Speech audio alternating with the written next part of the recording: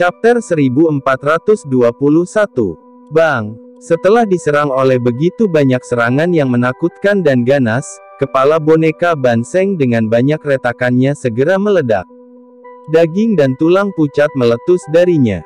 Retakan retak. Setelah kepalanya meledak, boneka Banseng perlahan menegang dengan tangan di udara sebelum riak yang tidak biasa menyebar dari lehernya yang patah. Riak yang tidak biasa kemudian berubah menjadi apa-apa karena dengan cepat menghilang. Dengan lenyapnya energi ini, tubuh boneka Banseng tiba-tiba menjadi tua dengan kecepatan yang dapat dilihat dengan mata telanjang. Akhirnya berubah menjadi debu yang berserakan. Cahaya keemasan melonjak saat tubuh Xiaoyan dengan cepat menyusut.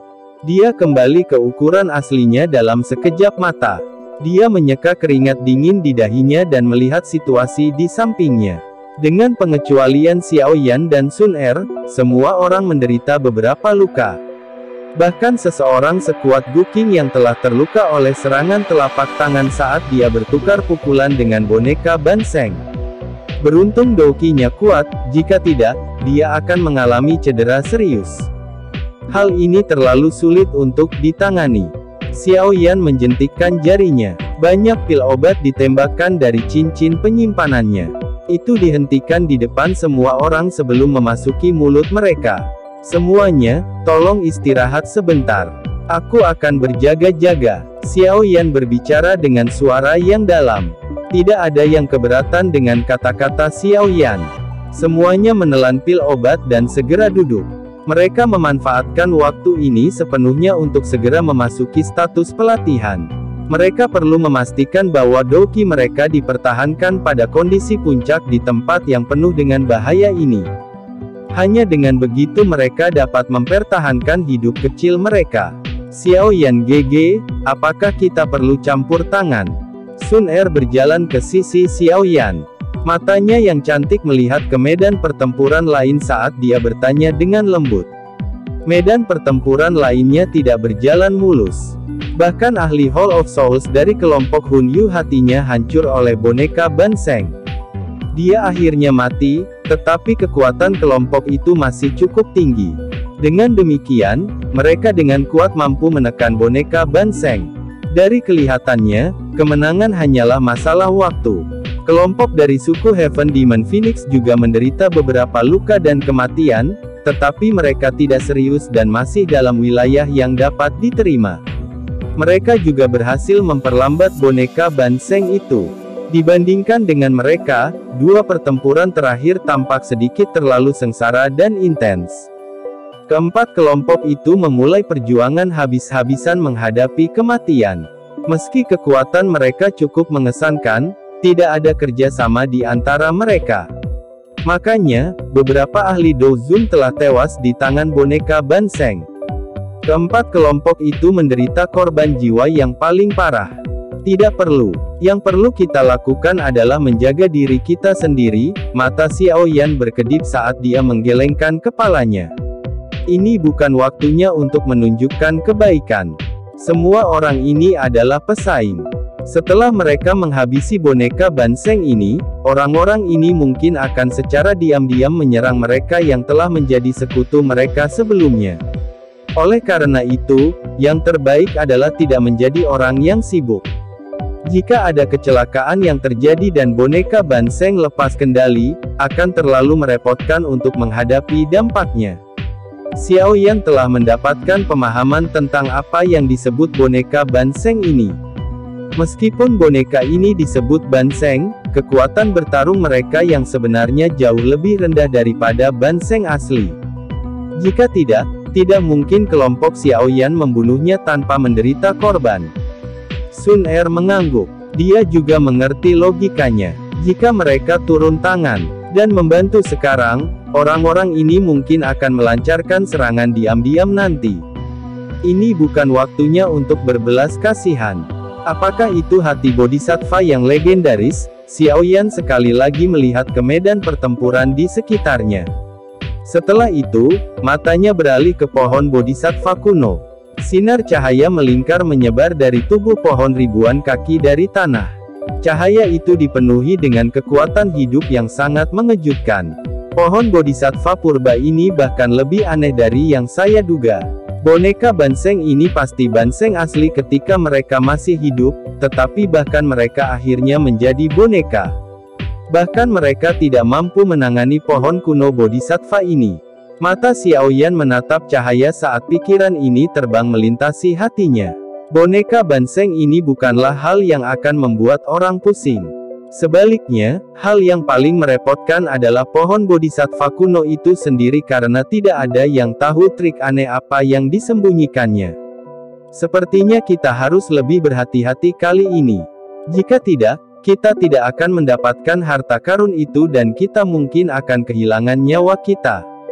Bang! Suara yang dalam dan teredam tiba-tiba dipancarkan dari kejauhan sementara pikiran berlama-lama di hati Xiaoyan. Ketika dia berbalik, dia secara kebetulan melihat Hun Yu yang tanpa ekspresi menghancurkan kepala leluhurnya dengan sebuah pukulan.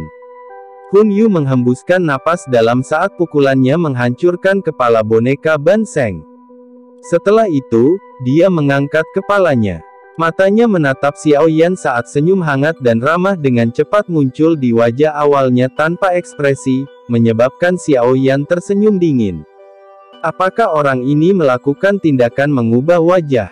Setelah kelompok Hun Yu menghabisi bonekanya, dia segera membuat kelompoknya duduk dan memulihkan doki mereka. Jelas, mereka juga kelelahan dari pertarungan besar tadi. Sekitar 10 menit setelah kelompok Hun Yu menang, pertempuran suku Heaven Demon Phoenix akhirnya selesai. Setelah membunuh sekitar 3 ahli surga iblis Phoenix, kepala boneka Banseng meledak setelah membiarkan kesempatan muncul.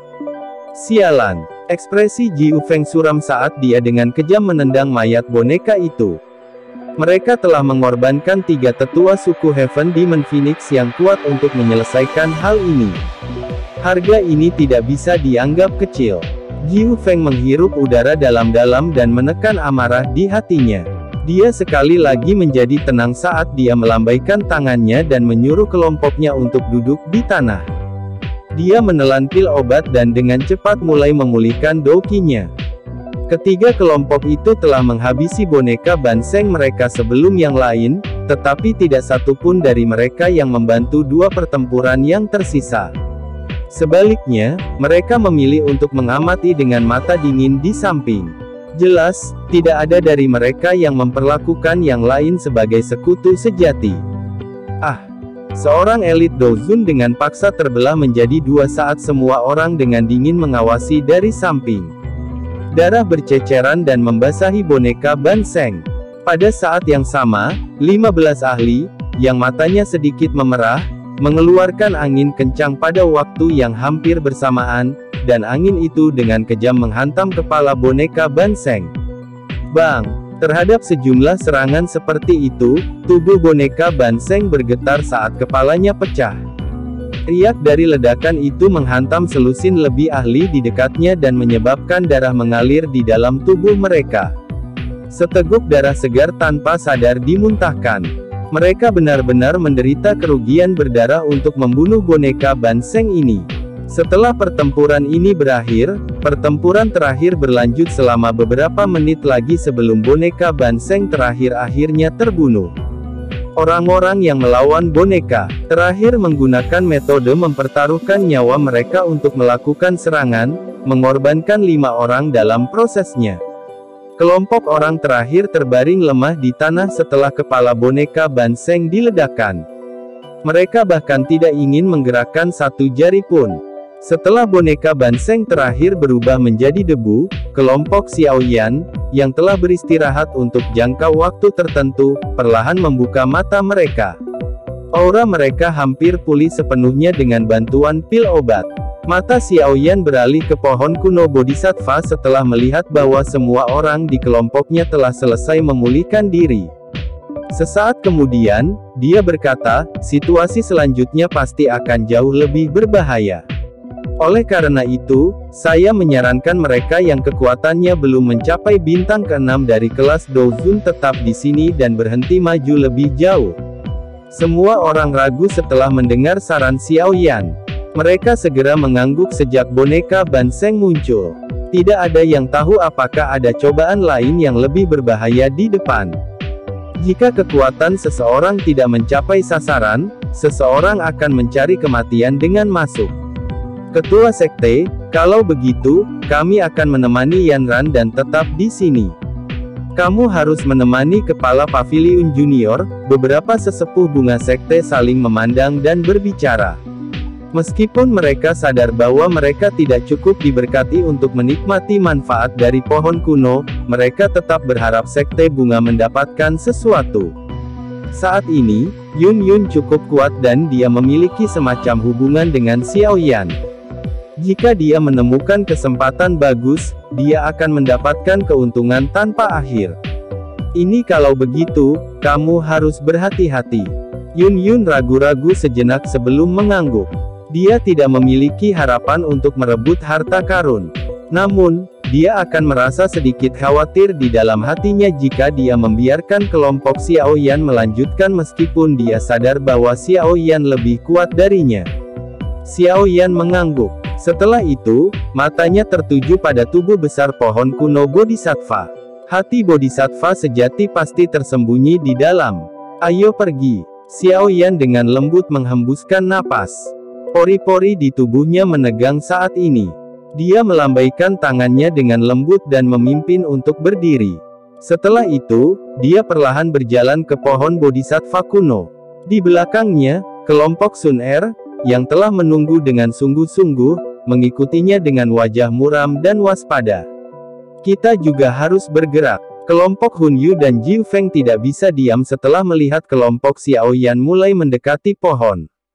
Mereka tidak dapat beristirahat saat mereka melambaikan tangan dan membawa orang-orang mereka ke pohon Bodhisattva kuno. Beberapa kelompok yang terfragmentasi jauh di belakang juga mengatupkan gigi saat melihat orang mendekati pohon. Mereka dengan paksa naik dari tanah. Mereka sudah membayar harga yang mahal untuk sampai sejauh ini. Mereka tidak mau kembali dengan tangan kosong. Banyak orang yang mempercepat langkah mereka karena godaan pohon Bodhisattva purba. Saat mereka mendekati pohon Bodhisattva kuno, hati semua orang sekali lagi menjadi cemas. Tidak ada yang tahu persis trik apa yang terkandung dalam pohon kuno Bodhisattva. Ketidaktahuan inilah yang menyebabkan seseorang merasa ketakutan. Sasa, suara lembut kaki yang perlahan menekan tanah terdengar saat semua orang secara bertahap mencapai dasar pohon Bodhisattva kuno. Mereka berdiri di bawah sebelum mengangkat kepala. Baru kemudian mereka menyadari betapa besarnya pohon kuno ini, yang telah bertahan selama beberapa tahun yang tidak diketahui. Saat semua orang mencapai dasar pohon Bodhisattva kuno, sebuah cahaya terang tiba-tiba muncul dari tubuh pohon yang berada ribuan kaki di atas tanah. Itu berubah menjadi pilar terang yang membungkus kelompok Xiao Yan. Adegan tiba-tiba ini menyebabkan hati semua orang melompat. Mereka baru saja akan melepaskan douki mereka ketika mereka terkejut menemukan bahwa douki di dalam tubuh mereka telah menghilang. Swoosh! Pilar cahaya dengan cepat menyusut sementara semua orang merasa terkejut. Ini mengeluarkan suara swoosh saat ditarik kembali ke pohon dengan kecepatan seperti kilat. Sekelompok orang, yang telah mencapai pangkal pohon sebelumnya, telah menghilang pada saat bersamaan. Kelompok Xiao Yan secara alami termasuk di antara mereka yang telah menghilang. Nalan Yanran terus menatap ke tempat di mana kelompok itu secara aneh menghilang. Wajahnya langsung memucat. Chapter 1422. Cahaya putih memenuhi penglihatan Xiao Yan saat dia berdiri di dunia cahaya putih. Tidak ada satu orang pun di sampingnya. Tanpa mengetahui kenapa, ingatannya samar-samar menjadi sedikit kacau. Apa yang terjadi? Xiao Yan mengerutkan kening dan bergumam pada dirinya sendiri.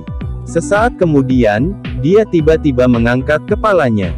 Ada cincin cahaya melingkar tak jauh darinya. Dia ragu-ragu sejenak sebelum berjalan ke ring lampu. Setelah itu, dia melangkah ke dalamnya. Meskipun Xiao Yan hanya mengambil sekejap untuk masuk ke ring cahaya, rasanya seolah-olah beberapa dekade telah berlalu. Saat dia merasa tersesat, tubuhnya tiba-tiba bergetar. Dataran berumput hijau subur menggantikan dunia putih di depan matanya. Ini adalah wilayah tanah air kuno. Xiao Yan bergumam dengan bingung saat dia menatap padang rumput yang sangat luas ini. Tempat ini membuatnya merasa familiar bahkan dengan ingatannya yang kacau. Tubuh Xiao Yan berdiri di udara. Matanya melihat sekeliling dan memperhatikan bahwa dataran itu kosong. Seluruh area dipenuhi dengan aura kesepian. Sepertinya dia satu-satunya yang ada. Mengaum. Namun, raungan yang mengguncang bumi bergema di sekitar Xiao Yan saat matanya menjelajahi tanah. Gelombang binatang berwarna darah berlari kencang di cakrawala seperti garis merah-merah. Dalam beberapa kedipan, itu muncul dalam jarak ribuan kaki darinya. Bau busuk menyengatnya. Xiao Yan mengerutkan alisnya saat dia melirik binatang buas yang datang dari segala arah. Dia mengangkat tangannya dan energi menakutkan yang tak terlukiskan menciptakan fluktuasi yang merusak. Mengikuti fluktuasi ini, semua binatang buas yang memasuki radius 1000 kaki dari fluktuasi berubah menjadi debu pada saat ini, terlepas dari seberapa kuat mereka. Xiao Yan sedikit linglung saat dia menyaksikan lebih dari setengah pasang binatang menghilang. Dia segera melihat tangannya dengan heran. Kekuatan seperti itu begitu besar sehingga tidak bisa dijelaskan. Seolah-olah dunia ini bisa runtuh di bawah kemauannya jika dia menginginkannya. Ini adalah kekuatan Do Sheng. Xiao Yan bergumam pada dirinya sendiri. Sukacita liar melonjak di matanya. Dia telah mengejar kekuatan seperti itu selama bertahun-tahun. Apakah akhirnya dia memilikinya? Mengaum. Sementara Xiao Yan tenggelam dalam kekuatan yang bisa menghancurkan dunia dengan mengangkat tangannya, raungan lain yang diisi dengan kekerasan terdengar. Binatang buas yang tak terhitung jumlahnya menatapnya dengan mata merah lebar saat mereka menyerangnya. Hihi. Xiao Yan dengan aneh menertawakan serangan gelombang binatang itu. Tangannya dengan kejam menekan dan jejak tangan sepanjang 100.000 kaki segera terbentuk di dataran berumput. Riak menakutkan menyebar di tanah menuju sekelilingnya dalam bentuk melingkar. Tidak ada dalam gelombang binatang buas yang bisa mengeluarkan teriakan yang menyedihkan. Saat mereka menyentuh fluktuasi ini, mereka berubah menjadi debu. Sejumlah binatang buas yang tak terbayangkan di dataran berumput di bawah benar-benar dimusnahkan saat telapak tangan jatuh. Kekuatan semacam ini menyebabkan seseorang merasakan ketakutan yang berasal dari dalam hatinya. Emosi yang tidak biasa muncul dari dalam hati Xiao Yan saat dia melihat jejak tangan sepanjang 100.000 kaki muncul di tanah. Itu menyebabkan dia tanpa sadar menertawakan langit. Tawanya seperti guntur yang bergemuruh di seluruh negeri. Dia akhirnya mendapatkan kekuatan seperti itu.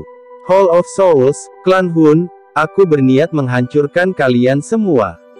Keinginan membunuh yang kuat tiba-tiba muncul di hati Xiao Yan saat tawa nyaringnya bergema. Langit di belakangnya tiba-tiba menjadi terdistorsi dan sekelompok sosok manusia dimuntahkan dengan cara yang menyedihkan. Hun Yu. Xiao Yan sedikit terkejut saat dia melihat kelompok yang baru saja muncul di langit. Dia meludahkan nama seorang pria dalam pikirannya. Cahaya merah melintas di matanya saat tangannya dengan kejam meraih kelompok itu. Cepat lari. Ekspresi Hun Yu berubah saat melihat Xiao Yan. Dia buru-buru berbalik dan melarikan diri, tetapi tubuhnya baru saja berbalik ketika dia menemukan bahwa ruang di sekitar mereka telah sepenuhnya tertutup. Sebelum Doqi di dalam tubuhnya bisa melonjak, ruang itu sendiri sepertinya telah runtuh. Sebuah ledakan terdengar saat ruang di sekitar mereka berubah menjadi lubang hitam, dengan paksa menggiling kelompok Hun Yu menjadi daging berdarah. Kekuatan ini cukup bagiku untuk membalas dendam. Xiao Yan secara acak membuang daging berdarah itu ke samping. Senyuman dingin muncul di wajahnya. Dia berbalik, melangkah melalui ruang kosong, dan bergegas keluar dari wilayah tanah air kuno. Setiap binatang buas yang muncul dalam jarak 10.000 kaki darinya dengan cepat ditekan menjadi bola daging yang berdarah dan buram oleh tekanan yang menyebar ke seluruh langit. Sinar cahaya melintas di langit biru. Banyak ledakan rendah dan dalam terdengar dimanapun cahaya ini lewat. Darah mengalir seperti sungai. Kecepatan sinar cahaya ini sangat cepat. Dalam waktu kurang dari 10 menit, itu telah melintasi wilayah tanah air kuno yang luas dan muncul di perbatasannya. Darah mengalir seperti sungai selama perjalanan ini dan warna merah darah di mata Xiao Yan menjadi lebih pekat. Namun, dia tampaknya tidak merasakan perubahan itu. Sebaliknya, senyum di wajahnya menjadi lebih asing. Swoosh! Sinar cahaya melintas dan muncul di sebuah gunung di tepi wilayah tanah air kuno. Tubuh Xiao Yan muncul. Saat ini, kedua matanya berwarna merah darah. Keinginan membunuh yang padat menyebabkan ekspresi Xiao Yan menjadi sedikit terdistorsi. Dia melihat ke sebuah kota di kejauhan. Itu adalah kota tanah air. Ekspresi kehilangan sekali lagi muncul di wajahnya yang terdistorsi ketika dia melihat kota ini. Dia sepertinya secara samar mendeteksi bahwa ada sesuatu yang salah, tetapi dia bisa mengetahui apa yang salah karena ingatan yang kacau di benaknya. Berdengung. Setelah kehilangan sesaat, Xiao Yan sekali lagi mengangkat kakinya dan berusaha terbang ke kejauhan. Namun, dia baru saja mengangkat kakinya ketika suara dengungan kecil dipancarkan dari cincin penyimpanannya dan udara dingin keluar darinya. Udara ini bergerak di sepanjang lengan Xiao Yan dan memasuki kepalanya. Tubuh Xiao Yan bergetar hebat saat udara sejuk yang jernih ini masuk ke dalam dirinya. Ingatan kacau di benaknya dan beberapa hal ekstra yang tidak diketahui segera menghilang. Kemerahan berdarah di mata Xiao Yan juga mulai menghilang dengan hal-hal ini. Saat sulur terakhir berwarna merah darah menghilang, ekspresi Xiao Yan menjadi suram. Dia perlahan mengangkat kepalanya dan melihat ruang kosong di depannya. Dia berkata, sungguh layak menjadi pohon bodhisattva kuno karena mampu menciptakan ilusi yang begitu nyata. Selain itu, mereka yang berada di dalamnya tidak dapat mendeteksinya. Meskipun kekuatan ini sangat kuat dan merupakan sesuatu yang saya cari sepanjang hidup saya, sayangnya itu hanyalah ilusi. Xiao Yan dengan lembut mengangkat kepalan tangan dan membukanya. Manik-manik hijau giok diam-diam tergeletak di tangannya. Itu adalah benih bodhisattva yang diperoleh Xiao Yan saat itu. Jika bukan karena bantuan benih ini dalam mengusir hal yang tidak jelas itu dalam pikirannya, dia akan terus tenggelam ke dalam ilusi yang seperti kehidupan ini. Dia akhirnya mengerti mengapa boneka Banseng itu ada. Orang-orang itu juga telah tenggelam dalam ilusi yang diciptakan oleh pohon bodhisattva kuno dan akhirnya kehilangan jiwa mereka, berubah menjadi mayat berjalan. Saat Xiao Yan mengungkapkan benih bodhisattva, seluruh langit mulai berubah. Akhirnya, adegan itu mengeluarkan ledakan dan meledak seperti cermin yang hancur.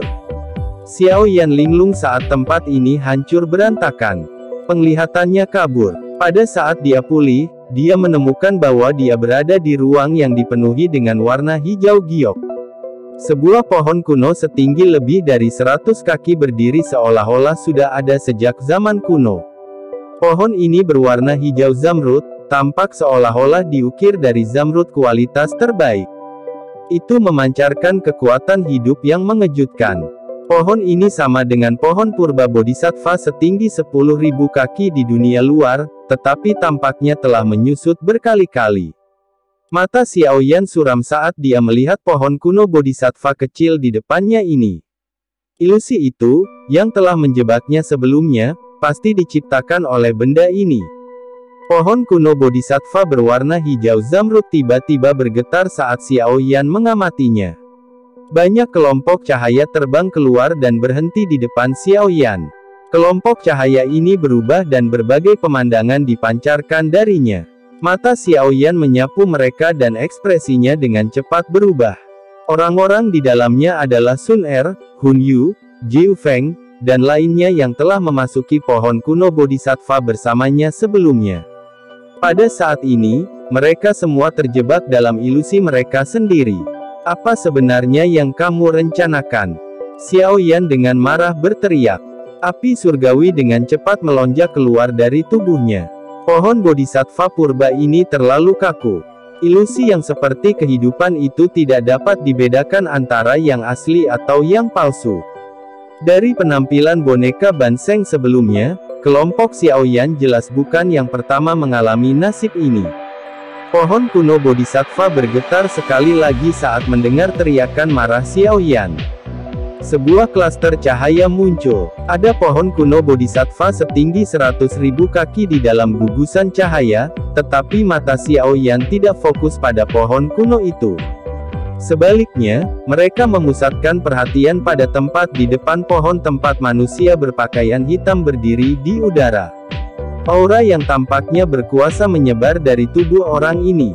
Di bawah aura ini, bahkan pohon kuno Bodhisattva setinggi 100.000 kaki tampak cukup kecil. Di mata Xiaoyan mengandung keterkejutan yang kuat. Dia menatap tajam ke punggung berpakaian hitam. Meski hanya sebuah gambar, auranya masih menyebabkan jiwa Xiaoyan bergetar.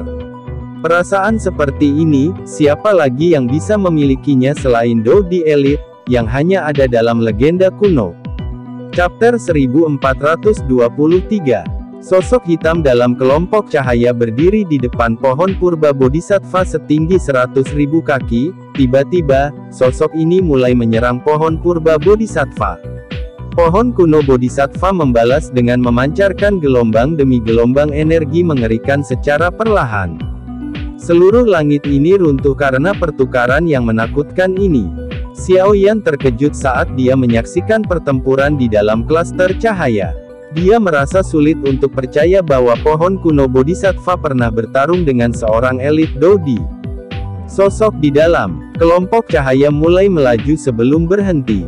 Kemudian sosok hitam itu dengan kejam diserang oleh kekuatan destruktif yang meletus dari luar area yang terlihat di dalam gugusan cahaya. Tubuh sosok hitam itu dan seluruh area di sekitarnya hancur berkeping-keping. Mendesis. Jantung Xiaoyan berdebar kencang saat dia melihat sosok hitam itu, yang telah diledakkan sampai tidak ada yang tersisa. Serangan tiba-tiba dari sebelumnya telah dilepaskan oleh seorang elit Dou-di, yang tidak lebih lemah dari Dou-di yang berpakaian hitam.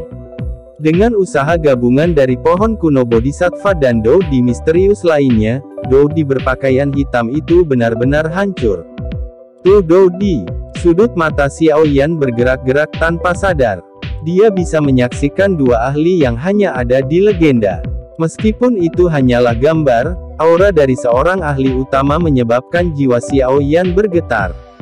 Gambar di gugusan cahaya tidak berhenti dengan jatuhnya Dou-di yang berpakaian hitam. Jejak udara hitam tiba-tiba muncul.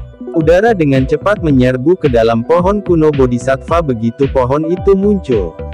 Dengan masuknya aliran udara ini, aura menyegarkan yang terpancar dari pohon purba Bodhisattva menjadi sangat dingin. Xiaoyan terkejut saat melihat auranya berubah. Dia tenggelam dalam pikirannya. Pohon kuno Bodhisattva setelah aura hitam masuk sepertinya memberikan perasaan yang sama dengan pohon kuno Bodhisattva yang dia lihat di wilayah kuno tanah air. Engah. Cahaya perlahan menjadi redup sebelum diaglomerasi menjadi materi tak terlihat yang dibebankan ke kepala Xiaoyan dengan kecepatan seperti kilat. Akhirnya, cahaya ini berubah menjadi informasi yang tidak biasa yang tersebar terpisah. Xiaoyan menutup matanya dan mencerna aliran informasi yang tidak biasa ini. Itu lama kemudian sebelum dia perlahan membuka matanya saat rasa pemahaman muncul di dalamnya. Dia memperoleh banyak pengetahuan dari informasi ini. Pohon Bodhisattva purba di depannya telah ada untuk jangka waktu yang tidak diketahui, tetapi satu hal yang pasti, pohon itu telah ada sejak zaman prasejarah. Hal yang membuat Xiaoyan terkejut adalah bahwa meskipun keberadaannya bertahun-tahun tak terhitung jumlahnya, ia tidak berevolusi dan membentuk kecerdasannya sendiri. Mungkin karena sudah terlalu lama ada, mengakibatkan kecerdasan yang tidak lengkap. Terlepas dari alasannya, pohon purba Bodhisattva ini tidak sepenuhnya cerdas. Itu hanya bisa berfungsi dengan kemampuan dasar dari objek spiritual, seperti melindungi dirinya sendiri atau membalas. Gambar yang datang dari kelompok cahaya sebelumnya berasal dari zaman yang sangat jauh.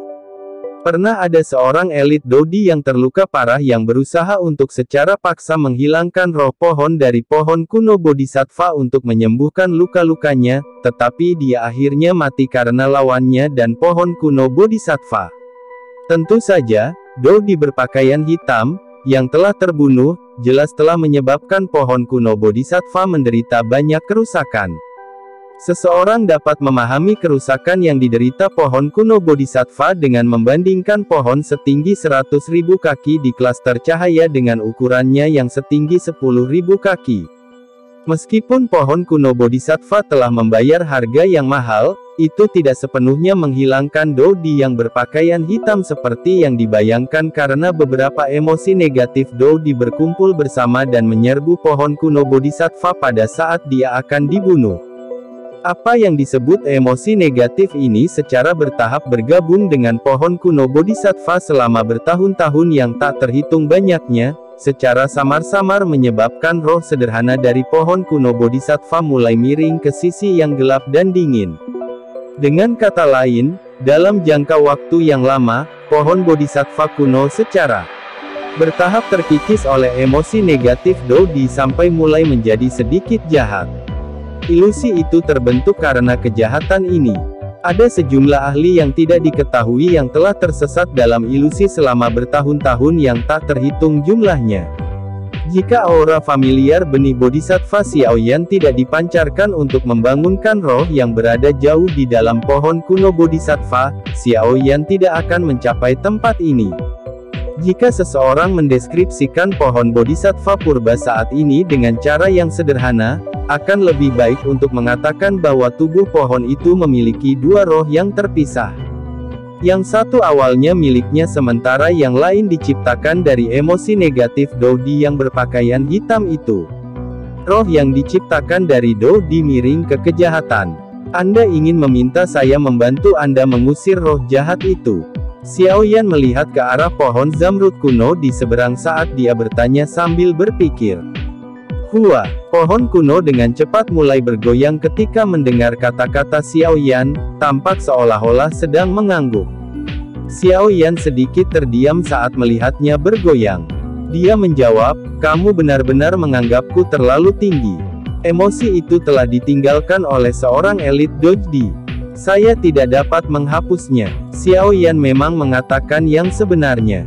Emosi negatif dari seorang elit Dodi bahkan berhasil menggeser sesuatu yang sekuat pohon kuno Bodhisattva ke jalur kejahatan. Apa yang bisa dilakukan oleh kekuatannya, yang baru saja mencapai bintang ke-9 di kelas Douzun? Dia mungkin akan membawa masalah pada dirinya sendiri jika dia secara sembarangan memancing emosi negatif itu ke arahnya. Dia pasti akan mati jika itu terjadi. Hua, sebuah gugusan cahaya sekali lagi muncul segera setelah kata-kata Xiaoyan terdengar. Gumpalan api muncul di kumpulan cahaya dan kemudian benih Bodhisattva muncul. Api memurnikan benih Bodhisattva dan aura menyegarkan muncul. Aura ini akhirnya memasuki tubuh pohon purba.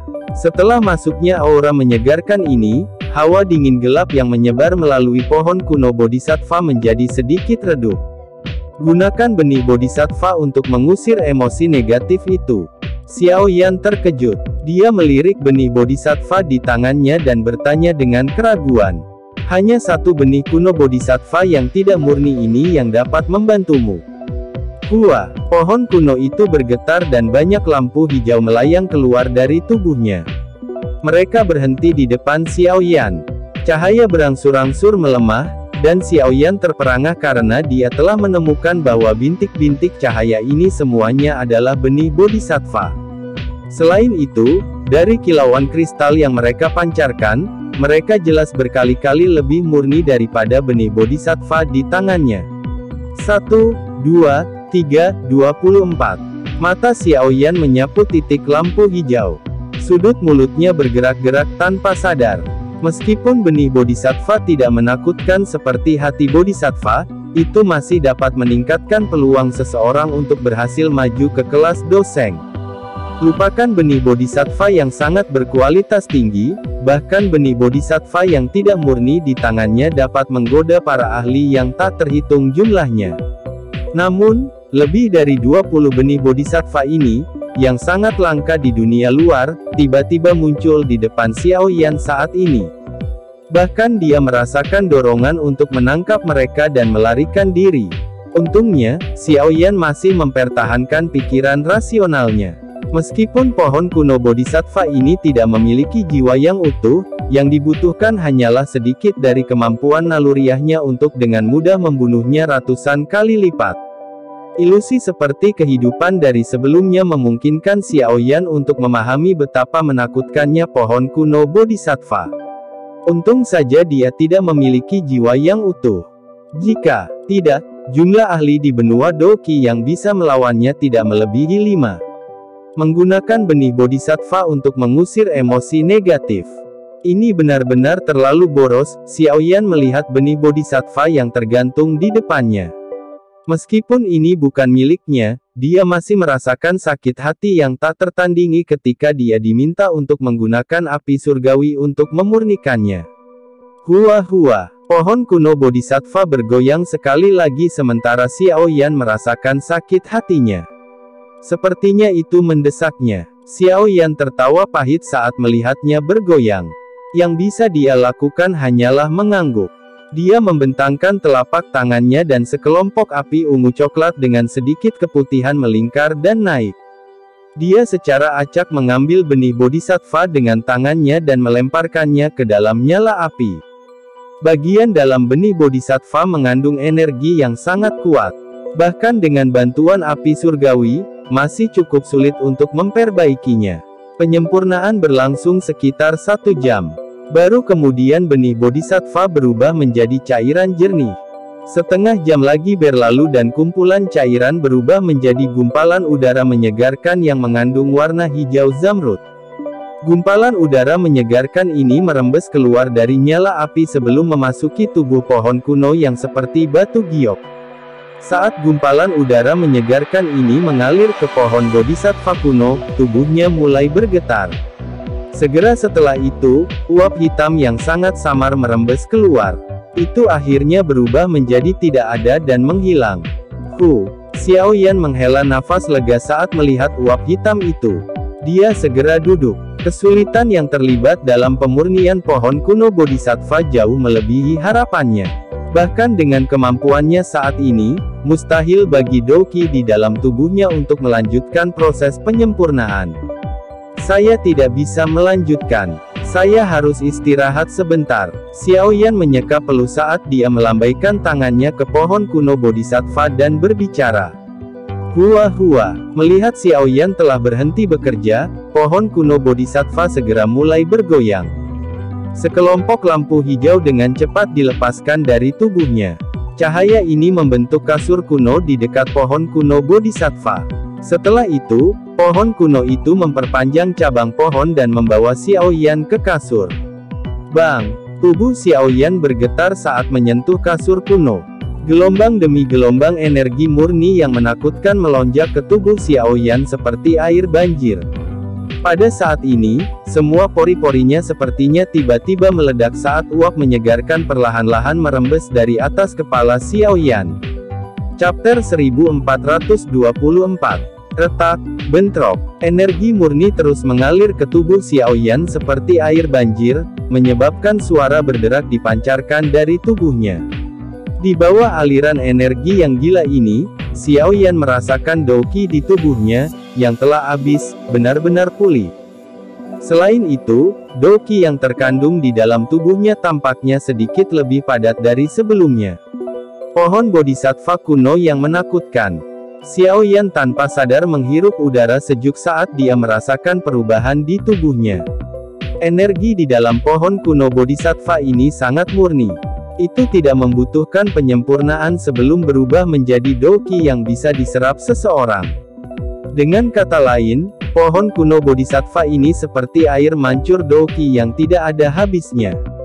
Selama ada di sekitar, orang tidak perlu khawatir akan melelahkan Doqi seseorang. Tentu saja, ini bukanlah hal yang paling menakutkan. Pohon kuno bodhisattva juga tampaknya mengandung kemampuan ekspansionis yang tidak jelas.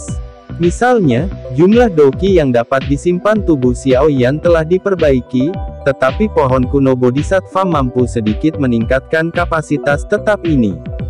Dengan kata lain, pohon kuno Bodhisattva telah menyebabkan penyimpanan Do-Ki di tubuhnya membesar sembari membantu pemulihan Do-Ki.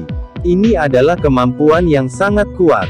Jika kapasitas ini terus meningkat, apa yang disebut kemacetan Do-Seng, atau dikenal sebagai arus besar untuk menyeberang untuk menerobos ke kelas Do-Seng, perlahan akan hilang karena perluasan bertahap ini.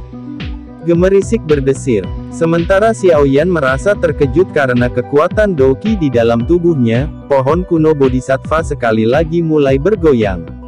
Itu mengeluarkan suara gemerisik karena sepertinya mendesak Xiaoyan untuk terus memurnikan benih Bodhisattva.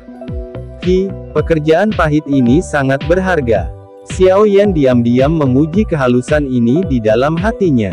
Dia tidak lagi berani untuk menunda lagi karena dia sekali lagi melepaskan api surgawi dan benih Bodhisattva lain dilemparkan ke dalamnya. Dia secara alami tidak lagi pelit dengan Do-Ki-nya, dan ketika Do-Ki-nya benar-benar habis, pohon kuno Bodhisattva akan membantunya mengisinya kembali. Pada saat yang sama, itu juga akan memberinya hadiah kaya tambahan. Di bawah desakan manfaat yang menggoda ini, kelelahan karena pemurnian secara alami merupakan masalah yang tidak penting. Tubuh Xiaoyan saat ini dipenuhi dengan sebuah dorongan. Telapak tangan Xiaoyan berubah menjadi kuali. Api yang ganas memancarkan suhu yang sangat tinggi. Pada saat yang sama, Do-Ki di dalam tubuh Xiaoyan menghilang dengan kecepatan yang mengejutkan. Dengan bantuan pohon kuno Bodhisattva, air mancur Do-Ki ini, dia bisa menyia-nyiakannya tanpa khawatir. Benih Bodhisattva berubah menjadi gumpalan udara yang menyegarkan karena kehalusan liar ini. Itu bangkit dari nyala api dan memasuki pohon hijau zamrud. Pada saat yang sama, sulur uap hitam sekali lagi menghilang. Gemerisik berdesir. Pohon kuno Bodhisattva mengeluarkan teriakan gembira saat merasakan uap hitam perlahan menghilang. Itu mengayunkan cabangnya saat energi yang kuat dan murni terus mengalir ke tubuh Xiaoyan. Dalam sekejap mata, Xiaoyan yang lelah dihidupkan kembali. Terus, Xiaoyan tanpa sadar tertawa ketika dia merasakan bahwa tubuhnya sekali lagi diisi dengan Do-Ki yang lebih kuat. Sebelum pohon Bodhisattva purba dapat mendorongnya, dia telah mengambil benih Bodhisattva dan melanjutkan proses pemurnian. Ruang yang ditutupi warna hijau dipenuhi dengan kekuatan hidup yang hebat. Tidak ada konsep pasti tentang waktu di tempat ini. Xiaoyan hanya dapat mengingat dengan jelas bahwa pohon kuno Bodhisattva telah membantunya memulihkan Do-Ki 28 kali. Kelompok pertama benih kuno Bodhisattva telah dimurnikan sepenuhnya olehnya, tetapi benih kuno Bodhisattva ini tidak sepenuhnya menghilangkan emosi negatif di dalam pohon kuno Bodhisattva. Oleh karena itu, Xiaoyan mampu mempertahankan ketenangannya ketika lusinan benih Bodhisattva sekali lagi terbang keluar dari pohon kuno Bodhisattva. Setelah memurnikan begitu banyak benih Bodhisattva, benda-benda langka ini, yang akan membuat orang luar menjadi gila, dianggap sebagai sesuatu yang biasa oleh Xiaoyan. Singkatnya, Xiaoyan mati rasa. Namun, Xiaoyan juga memperoleh keuntungan yang relatif besar setelah memurnikan begitu banyak benih Bodhisattva. Do-Ki yang dikeluarkan di dalam tubuhnya sudah berkali-kali lebih besar dari sebelumnya. Perbaikan semacam ini terus berlanjut. Xiaoyan tidak meminta istirahat. Sebaliknya, penyempurnaan telah menjadi rutinitas. Dia mengambil benih Bodhisattva dan memurnikannya. Setelah itu, segumpal udara menyegarkan memasuki pohon kuno Bodhisattva. Kemudian, dia mengambil benih Bodhisattva lainnya. Siklus ini berulang dan tidak berhenti sesaat pun. Siklus ini berlanjut untuk jangka waktu yang tidak diketahui. Setelah beberapa saat, Xiaoyan mengulurkan tangannya untuk mengambil benih Bodhisattva, tapi dia hanya menangkap udara kosong. Saat itulah dia menemukan bahwa dia telah memurnikan semua benih Bodhisattva di hadapannya. Xiaoyan menggelengkan kepalanya saat dia tidak menangkap apapun. Matanya mendarat di pohon kuno Bodhisattva di depannya. Dia secara kebetulan berhasil melihat gumpalan uap hitam perlahan merembes keluar dari pohon. Itu akhirnya berubah menjadi tidak ada dan lenyap. Bas-bas. Setelah lenyapnya gumpalan uap hitam ini, pohon kuno Bodhisattva Zamrud tiba-tiba mengeluarkan suara berdengung. Lampu hijau melonjak sebelum banyak sinar hijau yang menyilaukan keluar dari tubuh pohon. Mereka menyebar dan menyebabkan kekuatan hidup yang sudah kaya tumbuh lebih padat. Apakah itu telah dihapus seluruhnya? Xiao Yan melihat pohon kuno Bodhisattva. Pada saat ini, pohon Bodhisattva kuno tidak diragukan lagi berwarna hijau zamrud dari sebelumnya. Selain itu, dinginnya gelap yang samar-samar memancar darinya juga menghilang. Pohon Bodhisattva kuno memberikan seseorang perasaan misteri yang damai, ilahi, dan cerdas. Gemerisik berdesir. Salah satu cabang pohon kuno perlahan diperpanjang. Itu seperti tangan seseorang saat menggosok kepala Xiao Yan. Xiao Yan bisa merasakan emosi gembira dari cabang pohon itu. Adalah baik bahwa emosi negatif telah benar-benar dihilangkan. Xiao Yan tersenyum. Dia juga menepuk dahan pohon kuno Bodhisattva. Setelah itu, kelelahan yang berasal dari jiwanya tiba-tiba melonjak, menyebabkan dia menutup kedua matanya. Selanjutnya, kepalanya juga menunduk. Kelelahan dari pemurnian benih Bodhisattva selama periode waktu ini benar-benar terlalu besar. Meskipun pohon kuno Bodhisattva telah membantunya dengan doki yang kelelahan jiwanya tidak dapat dipulihkan dengan mudah. Sekarang Xiao Yan akhirnya rileks, kelelahan dari jiwanya, yang telah dia tekan, tiba-tiba muncul. Itu menyebabkan Xiao Yan tertidur. Bas-bas. Suara yang tidak biasa dipancarkan dari pohon Bodhisattva kuno saat melihat Xiao Yan menundukkan kepalanya dan jatuh tertidur. Cahaya zamrud segera meletus dari dalam tubuhnya. Cahaya berubah menjadi tangan yang tak terhitung jumlahnya yang menarik sosok Xiao Yan yang duduk. Saat keduanya melakukan kontak, banyak riak naik di tubuh pohon saat Xiao Yan perlahan bergabung dengannya. Dia menjadi seperti patung yang duduk di tengah pohon tanpa bergerak. Segera setelah Xiao Yan ditarik ke pohon kuno Bodhisattva, pohon kuno Bodhisattva mulai mengayunkan cabang-cabangnya. Gelombang riak yang tidak biasa menyebar dan banyak lubang spasial robek. Banyak sosok menyedihkan dimuntahkan. Mereka secara mengejutkan adalah kelompok yang memasuki pohon kuno Bodhisattva bersama Xiao Yan. Kelompok Sun Er juga ada di antara mereka. Ekspresi semua orang berubah ketika mereka tiba-tiba muncul di tempat aneh ini. Beberapa ketakutan masih melekat di banyak wajah mereka. Mereka sekarang mengerti bahwa semua yang mereka alami sebelumnya adalah ilusi. Pohon Bodhisattva kuno yang menakutkan, bahkan mereka yang sekuat Sun Er dan Hun Yu tidak dapat mempertahankan ketenangan mereka saat ini. Mereka mengingat ilusi dari sebelumnya dan tanpa sadar merasakan bentuk keringat dingin. Jika bukan karena perubahan mendadak ini, mereka akan tetap berada dalam ilusi selamanya. Semua orang berangsur pulih. Baru setelah itu mereka perlahan menarik keterkejutan di dalam hati mereka dan mulai mengamati tempat misterius ini, yang dipenuhi dengan kehidupan yang berdenyut. Pohon kuno Bodhisattva. Tempat ini tidak terlalu besar. Karenanya, banyak pasang mata berkumpul di pohon kuno seperti giok di tengah. Suara kaget tanpa sadar keluar dari mulut orang-orang ini. Setelah mengalami ilusi dari sebelumnya, mereka sangat ketakutan dengan pohon kuno ini. Tidak ada yang lebih menyedihkan dan tragis daripada mati dalam ilusi. Xiao Yan GG. Mata semua yang hadir terfokus pada pohon kuno Bodhisattva. Segera setelah itu, Sun Er mengenali sosok kurus di dalam batang pohon. Wajahnya berubah drastis. Xiao Yan. Orang-orang yang tersisa melihat apa yang dia lihat sementara ekspresi Sun Er berubah. Semua ekspresi mereka dengan cepat mengalami berbagai tingkat perubahan. Sun Er, jangan sembrono. Ini mungkin kesempatan bagus. Gu Qing yang meraih Sun Er dan mengingatkannya dengan suara yang dalam. Sun Er baru bangun setelah mendengar kata-kata Gu Qing yang. Dia benar-benar mengingat kembali ingatannya yang berhubungan dengan pohon kuno Bodhisattva ini. Sesaat kemudian, dia mulai mengangguk perlahan. Berdasarkan catatan beberapa buku kuno, pohon kuno Bodhisattva memiliki 3 harta karun. Yang pertama adalah hati bodhisattva, yang kedua adalah benih bodhisattva, dan yang ketiga adalah memahami sifat dunia melalui pohon kuno bodhisattva. Tidak sulit untuk memahami dua harta pertama. Kedua harta itu adalah benda berwujud yang dimiliki oleh pohon bodhisattva purba.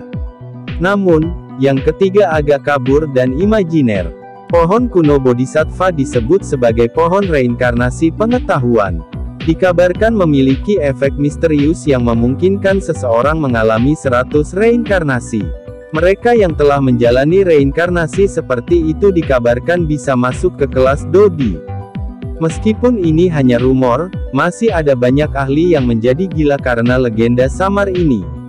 Dodi adalah level tertinggi yang hanya ada di legenda. Chapter 1425. Setiap pasang mata di ruang yang dipenuhi kehidupan ini berkumpul pada Xiaoyan, yang telah dipeluk oleh pohon kuno. Mata mereka relatif panas. Mereka yang bisa datang ke tempat ini pasti pernah mendengar tentang tiga harta bodhisattva. Apa yang disebut meditasi di bawah pohon kuno bodhisattva ini mungkin tampak sangat kabur dan tidak terdeteksi, tetapi potensi yang dimilikinya menyebabkan seseorang menjadi gila. Bagaimana orang ini akhirnya mendapatkan keuntungan seperti itu lebih dulu? Ekspresi Jiu Feng suram. Bahkan dengan karakternya, dia tidak bisa mengendalikan kecemburuan yang memenuhi perutnya. Dia lebih suka manfaat besar ini diberikan kepada siapapun kecuali seseorang yang tidak dia sukai. Senyuman hangat, yang biasanya tergantung di wajah Hun Yu di samping, berkurang secara signifikan sementara ekspresi Jiu Feng suram. Jari-jarinya terus bergesekan. Jelas, emosi di hatinya tidak setenang saat dia muncul di permukaan. Tidak ada yang bisa tetap tenang jika bisa mendapatkan potensi sebesar itu. Seandainya saya tahu sebelumnya, saya akan memanggil para ahli dari klan menggunakan token giok spasial di luar. Pada saat ini, Hun Yu merasakan bentuk penyesalan di dalam hatinya. Jika dia tidak khawatir bahwa para ahli dari klan Gu akan campur tangan, dia akan menghancurkan token giok spasial dan memanggil para ahli dari klan Hun untuk membunuh Xiaoyan saat dia keluar dari gelombang binatang. Karena Xiaoyan bersama klan Gu, Hun Yu tidak bisa menyerangnya dengan paksa. Bagaimanapun, Hun Yu mengerti bahwa orang-orang dari klan Gu ini juga memiliki token giok spasial untuk memanggil ahli klan mereka. Jika mereka akhirnya terjerat satu sama lain di luar pohon, mereka hanya akan menguntungkan yang lain. Hanya pada saat inilah Hun Yu merasakan penyesalan di dalam hatinya, tapi sudah terlambat. Ruang di tempat ini adalah alam ciptaan.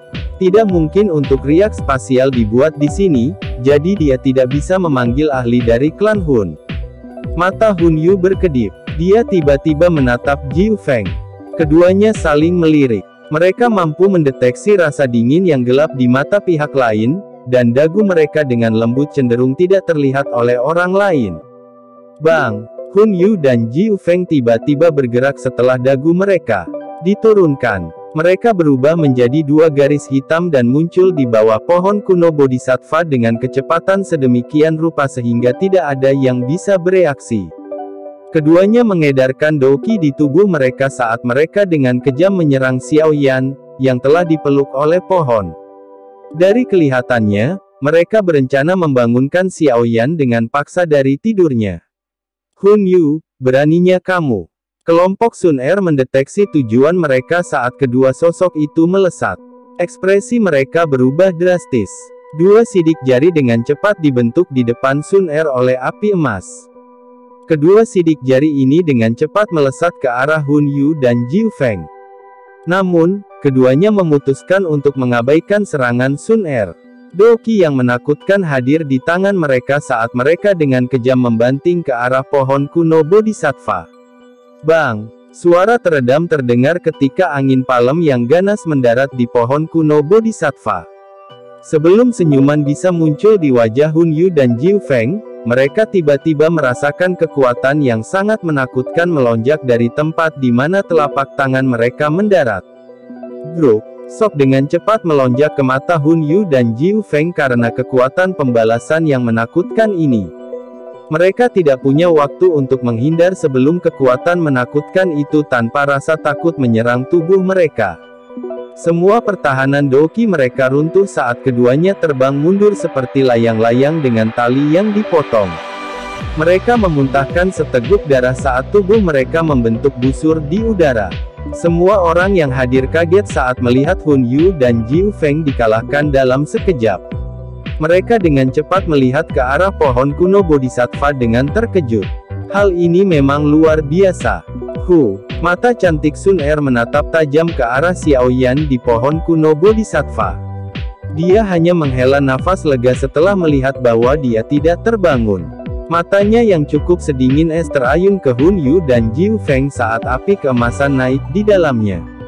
Para ahli dari klan Hun dan suku Heaven Demon Phoenix terkejut setelah melihat mata Sun Er. Mereka buru-buru mengumpulkan Hun Yu dan Jiu Feng, yang telah berdiri. Melihat situasinya, mereka sepertinya siap untuk terlibat dalam pertarungan besar dengan sedikit perselisihan. Sun Er, jangan sembrono. Gu Qing yang menghentikan Sun Er. Matanya menatap kelompok Hun Yu dengan cara yang tidak ramah. Klan Hun dan suku Heaven Demon Phoenix jelas bekerja sama. Akan sulit untuk menentukan pemenang jika mereka terlibat dalam pertempuran berdarah. Yang terpenting, keributan itu akan menjadi terlalu besar jika mereka benar-benar bertarung. Mereka akhirnya akan kehilangan lebih dari yang mereka dapatkan jika mereka membangunkan Xiao Yan dari kondisinya. Sun Er juga menyadari perhatian Gu Qing yang di dalam hatinya. Oleh karena itu, dia mengangguk dan perlahan menarik matanya yang sedingin es. Matanya segera beralih ke Xiao Yan yang duduk di pohon dengan mata tertutup. Blah, Hun Yu dan Jiu Feng menghapus bekas darah dari sudut mulut mereka. Mereka memandang Xiao Yan, yang terus diam di pohon. Ekspresi gelap dan serius muncul di wajah mereka. Tidak disangka bahwa mereka tidak dapat membangunkannya dari tidurnya bahkan dengan serangan gabungan mereka. Sepertinya pohon kuno Bodhisattva melindunginya. Keberuntungan macam apa yang dimiliki orang ini? Hun Yu dan Jiu Feng dengan jelas menyadari bahwa kekuatan pembalasan dari sebelumnya telah dilepaskan oleh pohon kuno Bodhisattva. Jika tidak, hanya dengan kekuatan Xiao Yan saja, tidak mungkin dia melawan mereka berdua. Namun demikian, mereka tidak berdaya meski menyadari fakta ini. Setelah pertukaran sebelumnya, mereka sudah mengerti bahwa meskipun mereka mengumpulkan semua orang di sini, tidak mungkin bagi mereka bahkan untuk merusak daun di pohon kuno Bodhisattva. Terlepas dari betapa cemburu yang mereka rasakan di dalam hati mereka hanya bisa menonton karena perlindungan yang ditawarkan oleh pohon Bodhisattva kuno. Suasana ruang tampak suram setelah Hun Yu dan Jiu Feng menjadi sunyi. Ada dua pihak yang tidak sepaham. Kelompok lain yang bukan dari tiga faksi tidak berani campur tangan secara acak dalam pertarungan seperti itu. Mereka berdiri jauh dan mencari cara untuk pergi. Pohon kuno Bodhisattva ini sepertinya memiliki kesan yang baik tentang Xiao Yan. Entah apa yang terjadi sebelumnya. Dalam keadaan normal, Xiao Yan seharusnya juga jatuh ke dalam ilusi. Gu Qing yang memandang sekilas ke kelompok Hun Yu sebelum menoleh untuk berkomentar pada Sun Er. Sun Er sedikit mengangguk. Dia berkata, sepertinya tidak mungkin untuk meninggalkan tempat ini. Aku mencoba lebih awal, tapi aku tidak dapat merobek celah spasial sekecil apapun. Aku khawatir kita hanya bisa menunggu Xiao Yan GG untuk bangun. Gu Qing yang mengangguk. Dia juga telah mencoba. Ruang di tempat ini ternyata kokoh. Meskipun dia telah menggunakan semua kekuatannya, dia tidak dapat menciptakan riak spasial terkecil sekalipun. Bahkan lebih sedikit lagi yang perlu dikatakan tentang merobek ruang.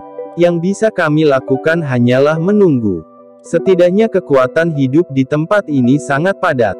Seharusnya tidak terlalu menjadi masalah untuk menunggu beberapa saat. Kailin juga membuka mulutnya untuk berbicara saat ini. Tidak mungkin dia meninggalkan Xiao Yan dan pergi. Namun, kita harus tetap berhati-hati terhadap orang-orang itu selama periode waktu ini. Iya, kelompok itu perlahan mengangguk setelah mendengar kata-kata ini. Hun Yu dan kelompoknya jelas memiliki pikiran yang buruk. Meskipun itu hanya legenda, mereka sangat tidak mau membiarkan Xiao Yan mengalami reinkarnasi dan pengetahuan dari pohon kuno Bodhisattva, terutama jika itu memungkinkan dia untuk mendapatkan potensi untuk mencapai kelas Dodi. Mengingat posisi kedua belah pihak, itu akan menjadi bencana besar bagi mereka jika Xiao Yan mencapai tahap itu. Konsep waktu di dalam tempat misterius ini sangat kabur, tetapi tidak ada yang bisa melarikan diri dari celah spasial. Semua orang masih merasa takut karena ilusi yang sangat hidup dari sebelumnya, jadi tidak ada yang benar-benar berani bertindak liar di tempat ini. Meski sedikit membosankan, setidaknya itu nyata. Jika seseorang terjebak dalam ilusi itu lagi, tidak mungkin membedakan antara kenyataan dan ilusi. Perasaan itu sangat menakutkan. Seiring waktu terus mengalir, setiap orang secara bertahap mulai memasuki kondisi pelatihan mereka. Energi di tempat ini dipenuhi dengan kekuatan hidup yang hebat. Itu adalah suplemen yang bisa menyehatkan siapapun. Selain itu, jika seseorang menggunakan energi ini untuk menyembuhkan luka-lukanya, ia bahkan dapat menyingkirkan luka yang tersembunyi di dalam tubuh seseorang. Oleh karena itu, semua orang mulai memasuki kondisi pelatihan sambil menunggu. Semuanya mendapat manfaat selama periode waktu ini. Tentu saja, kelompok Sun Er secara alami telah mengalokasikan beberapa orang untuk memantau kelompok Hun Yu saat mereka berlatih. Mereka siap untuk bertindak jika ada masalah. Untungnya, setelah mengalami kekuatan pembalasan, Hun Yu dan Jiu Feng mengerti bahwa setiap tindakan gila tidak berguna. Karenanya, mereka tidak menyerang secara diam-diam selama periode waktu ini. Sekitar 1 bulan perlahan berlalu di tempat ini di tengah pelatihan yang membosankan ini. Pohon purba Bodhisattva tidak menunjukkan aktivitas apapun selama 1 bulan ini. Xiao Yan, yang tetap duduk di dalam, seperti nyamuk yang membeku dalam ember. Dia tidak bergerak dan bahkan auranya telah menghilang dari indera semua orang. Kadang-kadang, bahkan kelompok Sun Er akan merasa panik di hati mereka. Untungnya, mereka masih mempertahankan pikiran rasional mereka dan tidak melakukan apa-apa karena kepanikan ini. Meskipun mereka mempertahankan akal sehat mereka, yang lain merasa gelisah dan mulai menjadi gila dengan arus waktu.